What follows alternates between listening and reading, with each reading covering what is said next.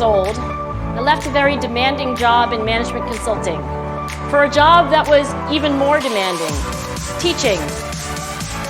I went to teach 7th graders math in the New York City public schools. And like any teacher, I made quizzes and tests, I gave out homework assignments. When the work came back, I calculated grades. What struck me was that IQ was not the only difference between my best and my worst students. Some of my strongest performers did not have stratospheric IQ scores. Some of my smartest kids weren't doing so well. And that got me thinking. The kinds of things you need to learn in 7th grade math, sure, they're hard.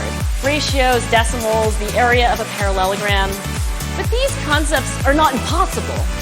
And I was firmly convinced that every one of my students could learn the material if they worked hard and long enough. After several more years of teaching, I came to the conclusion that what we need in education is a much better understanding of students and learning from a motivational perspective, from a psychological perspective.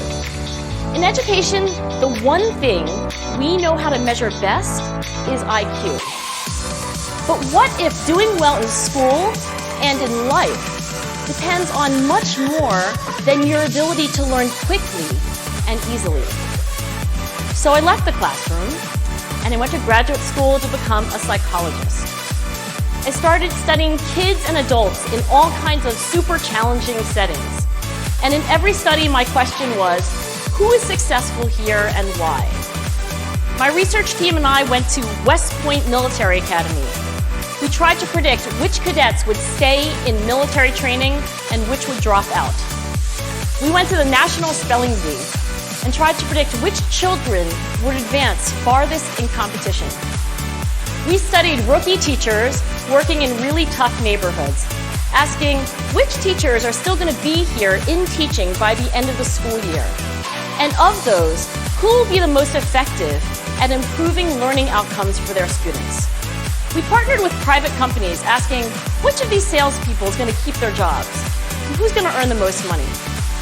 In all those very different contexts, one characteristic emerged as a significant predictor of success. And it wasn't social intelligence, it wasn't good looks, physical health, and it wasn't IQ. It was grit. Grit is passion and perseverance for very long-term goals. Grit is having stamina. Grit is sticking with your future, day in, day out, not just for the week, not just for the month, but for years, and working really hard to make that future a reality. Grit is living life like it's a marathon, not a sprint. A few years ago, I started studying grit in the Chicago public schools. I asked thousands of high school juniors to take grit questionnaires, and then waited around more than a year to see who would graduate. Turns out that grittier kids were significantly more likely to graduate, even when I matched them on every characteristic I could measure. Things like family income, standardized achievement test scores, even how safe kids felt when they were at school. So it's not just at West Point or the National Spelling Bee that grit matters, it's also in school, especially for kids at risk for dropping out. To me, the most shocking thing about grit is how little we know, how little science knows about building it. Every day, parents and teachers ask me, how do I build grit in kids? What do I do to teach kids a solid work ethic? How do I keep them motivated for the long run? The honest answer is, I don't know. What I do know is that talent doesn't make you gritty. Our data show very clearly that there are many talented individuals who simply do not follow through on their commitments. In fact, in our data, grit is usually unrelated or even inversely related to measures of talent. So far, the best idea I've heard about building grit in kids is something called growth mindset.